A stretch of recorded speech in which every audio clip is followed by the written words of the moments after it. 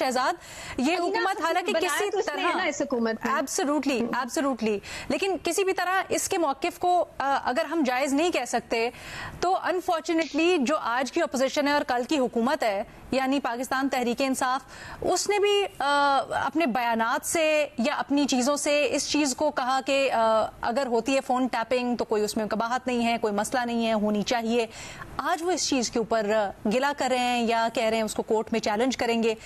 یہ تضاد یا یہ دوہری بیان بازی کیوں ہے؟ ایک تو جو اس کا قانونی پہلو ہے اس پہ ریما نے بڑی تفصیل سے بات کی ہے اور یہ بات بالکل درست ہے. ہم بھی ہمیشہ یہ بات کرتے رہے ہیں کہ بغیر اجازت کے, بغیر وارنٹ کے, بغیر میجسٹریٹ کی اجازت کے آپ کسی کا فون کیسے ٹیپ کرتے ہیں, یہ تو بنیادی قانون ہے ہمارے یہاں بھی, اور جیسے ریما نے مثال دی دیگر ممالک کی. لیکن جو کل دلیل دی گئی اس کے حق میں کہ اس قانون کے بعد جو فون ٹیپنگ کا معاملہ ہے وہ بڑی ذمہ داری سے کیا جائے گا, اس کا مس یوز نہیں ہوگا, میں اس بات سے بالکل اتفاق نہیں کرتا. بیسکلی آپ یہ کہہ رہے ہیں کہ ایک انلیگل کام ہے جس کو اب ہم ایک لیگل کور پرووائڈ کر رہے ہیں. یہ کیسے ہو سکتا ہے کہ آپ ایک قانون بنائیں جو کہ میرے فنڈامنٹل رائٹ کو بریچ کرتا ہو, یعنی کہ میری پرائیویسی, میرا حق ہے پرائیویسی رکھنا. آپ کہہ رہے ہیں کہ نہیں, آپ ایک ایسا قانون بنائیں گے کہ آپ میری پرائیویسی کو بریچ کر سکیں گے میرا فون ٹیپ کر کے. اس کی اجازت کیسے ہو سکتی ہے؟ اور ایک حکومتی ادارہ اپنے طور پہ یہ فیصلہ کیسے کر سکتا ہے بغیر کسی وارنٹ کے, بغیر کسی جواز کے؟ جہاں تک اس کی سیاسی بات ہے, ابھی تک ہم نے کیا دیکھا ہے علینا, آپ نے کبھی دیکھا ہے کہ ٹی وی چینل پہ کسی کی آڈیو دہشت گرد کی لیک ہوئی ہو؟ کیونکہ یہاں معاملہ صرف آڈیو ریکارڈنگ کا نہیں ہے, ہمارے یہاں ایک کلچر بن چکا ہے اور پچھلے 2-3 سال سے آپ نے اس کی بڑی مثالیں دیکھی ہیں کہ نہ صرف آڈیو ٹیپ کی جاتی ہے بلکہ وہ لیک بھی کی جاتی ہے. اور کس کی لیک ہوتی ہے؟ وزیر اعظم عمران خان کی, وزیر اعظم شہباز شریف جو ہے وہ مریم نواز سے بات کر رہے ہوتے ہیں مسٹر اسماعیل کے حوالے سے, وہ آڈیو لیک ہو جاتی ہے. ججز کی آڈیو لیک ہو جاتی ہے. جسٹس قاضی فائز عیسیٰ جا کے کہتے ہیں کہ میری سرویلنس ہو رہی ہے, فون ٹیپنگ ہو رہی ہے اور باقاعدہ جو ہے چیزوں کو ٹیپ کیا جا رہا ہے. عمران خان جو ہے وہ سائفر کے حوالے سے پرائم منسٹر ہاؤس میں بیٹھ کے گفتگو کر رہے ہوتے ہیں, فارن منسٹر سے وہ لیک ہو جاتی ہے. مریم نواز صاحبہ کی گفتگو لیک ہوتی ہے. آپ نے تو ایک بات کا ذکر کیا جو بالکل ٹھیک ہے کہ عمران خان کہتے تھے کہ فون ٹیپنگ ہونی چاہیے, اور کیونکہ ISI کو اس طرح پتہ چلتا ہے کہ کرپشن کون ہے, کون لیڈر کرپشن کر رہا ہے, تو اس کو اس کو جسٹیفائی کر رہے تھے. آج کیونکہ وہ ریسیونگ اینڈ پہ تو ان کو لگتا ہے کہ یہ بنیادی ان کے جو حقوق ہے ان کی خلاف ورزی ہے. لیکن ساتھ ہی میں نے ایک کلپ پوسٹ کیا ہوا ہے اپنے ایکس اکاؤنٹ پر, مریم نواز صاحبہ کا ہے, جو 2022 میں یہ مطالبہ کر رہی تھی کہ میری جو گفتگو آپ نے ٹیپ کی ہے پرویز رشید کے ساتھ, وہ ہماری ایک پرسنل گفتگو تھی. کس کو حق پہنچتا ہے کہ وہ گفتگو پہلے ریکارڈ کرے اور پھر اس کو لیک کرے؟ لہٰذا مجھ پہ اس ایشو پہ مجھ سے معافی مانگی جائے. آج انہیں کی حکومت جو ہے وہ اس کو جسٹیفائی کر رہی ہے. تو یہ بالکل ٹھیک آپ نے کہا کہ جب آپ اقتدار میں ہوتے ہیں, حکومت میں ہوتے ہیں, اور آپ کے شاید ہاتھ پیر بندھے ہوئے ہوتے ہیں, اس طرح کے فیصلے آپ کرنا نہیں چاہتے لیکن آپ مجبور کر رہے ہوتے ہیں, یہ اسی کی ایک مثال ہے. اس وقت عمران خان جسٹیفائی کرتے تھے, آج مریم نواز صاحبہ کی حکومت جو ہے اس کو جسٹیفائی کر رہی ہے. لیکن اس میں اہم بات یہ ہے کہ جب ہم یہ کہتے ہیں کہ دہشت گردوں کے لیے, نیشنل سیکورٹی کے لیے کر رہے ہیں, میں نے آپ کو کئی مثالیں دی ہیں یہاں, ججز سے لے کر سویلین پرائم منسٹر ہو, چیف منسٹر ہو, ان سب کی آڈیوز نہ صرف لیک ہوئی ہیں پچھلے کچھ دنوں میں, بلکہ ان کو نہ صرف ریکارڈ بھی ہے بلکہ لیک بھی کی گئی ہیں. اور میں اس بات سے بھی متفق ہوں کہ یہ جو ہم نے دیکھا جب معاملہ ہائی کورٹ میں گیا اور اس پہ بابا ستار صاحب کی ججمنٹ آئی, یہ اسی کے ریئیکشن میں حکومت نے کیا ہے. اور نہ صرف یہ بلکہ دیکھ لیں آپ, ٹریبونل کا معاملہ آیا, اس پہ ایک نیا قانون بنا دیا گیا.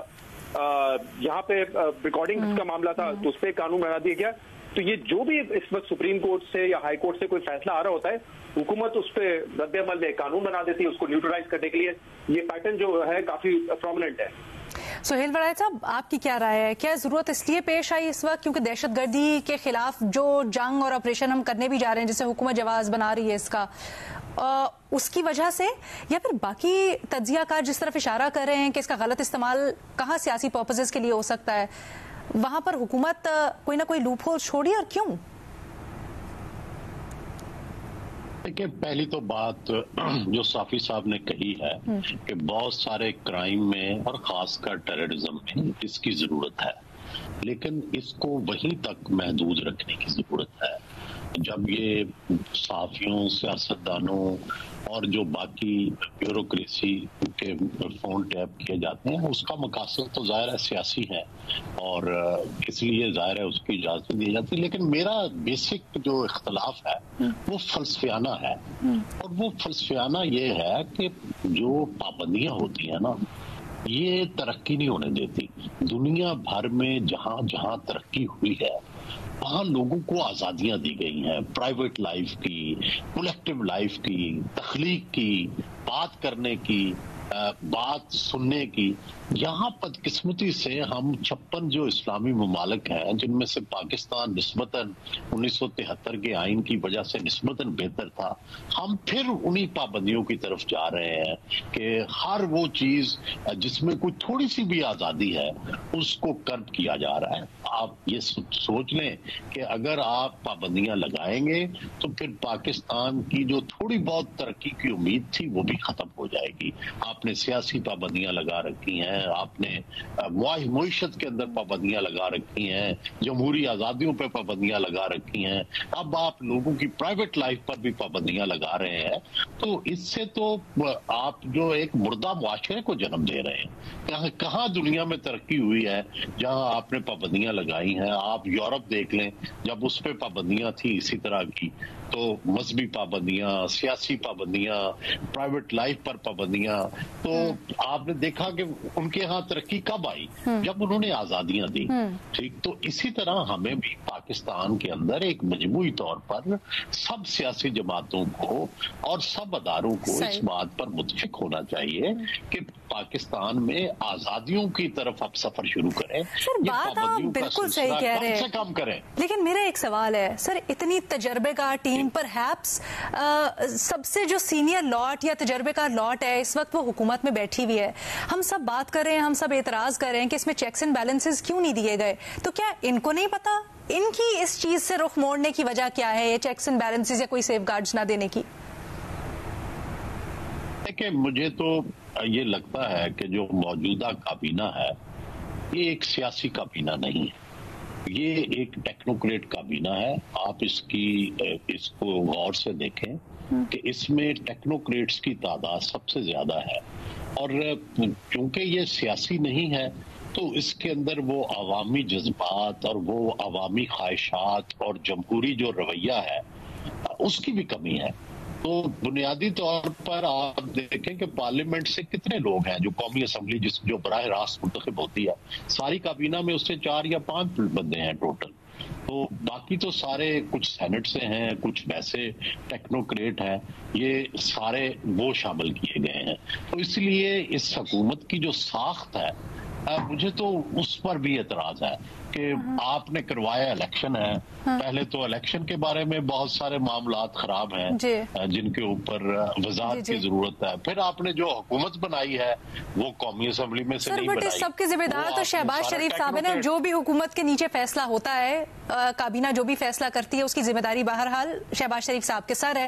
اور شہباز شریف صاحب جس چیز کی ذمہ داری لے رہے ہیں یا جس حکومت کو لیڈ کر رہے ہیں، آپ کو یاد ہوگا بھی کچھ ہی دن پہلے نواز شریف صاحب نے کہا ہے کہ ہر چیز پارٹی کی سپورٹ سے ہوگی. شہباز شریف صاحب جو فیصلہ کریں گے اسے پہلے پارٹی کو اعتماد میں لینا ہوگا. تو کیا یہ بات آپ کو بیٹھ رہی ہے ذہن میں کہ اتنا بڑا فیصلہ کر لیا ہوگا اور نون لیگ یا پارٹی کو اعتماد میں نہیں لیا گیا ہوگا اس معاملے کے اوپر؟ میرا تو شہباز شریف صاحب پہ بھی یہ اعتراض ہے کہ وہ ہو سکتا ہے اچھے مینیجر ہوں مگر سیاست نہیں کر رہے. نہ ہی کوئی ابھی تک انہوں نے کوئی سیاسی ایکٹیویٹی کی ہے، نہ کوئی سیاسی جلسہ کیا ہے، نہ کوئی سیاست پہ کوئی وہ بات کرتے ہیں. تو وہ سیاست میں تو گونگے پن کا مظاہرہ کر رہے ہیں. تو میرا خیال ہے کہ یہ انہیں ڈکلیئر کر دینا چاہیے کہ ہم ٹوٹل غیر سیاسی ہیں. ٹھیک ہے، تو پھر چلو ہم بھی مان لیں گے کہ یہ تو ایک غیر سیاسی ٹیکنوکریٹ حکومت ہے. تو اس سے پھر ہم وہ توقعات نہ لگائیں جو ایک جمہوری اور عوامی حکومت سے لگائے جاتے ہیں. لیکن سر اس فیصلے کا بوجھ تو نون لیگ کے سر جاتا ہے کہ نہیں؟ ظاہر ہے جی، اسی لیے تو یہ سارے ہم بات کر رہے ہیں. ٹھیک ہے.